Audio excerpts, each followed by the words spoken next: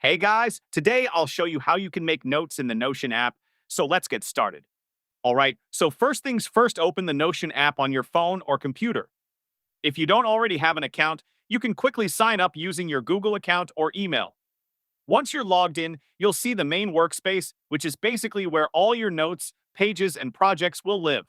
Now to create your first note, just click on Add a Page or the plus icon on the sidebar. This will open a new blank page.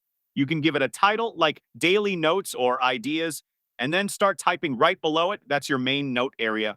What's really nice about Notion is that it's not just plain text.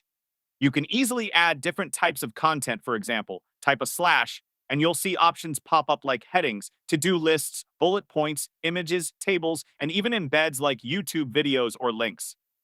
This makes your notes a lot more organized and visual. Let's say you're creating study notes or project notes. You can use headings for main topics, bullet lists for key points, and even color-coded highlights to make important stuff stand out. Another cool thing, you can create subpages inside your main page. For example, if you have a work notes page, you can add smaller pages inside it for meetings, ideas, or weekly plans. This helps you keep everything clean and well structured. So yeah, that's how you can make and organize notes in the Notion app.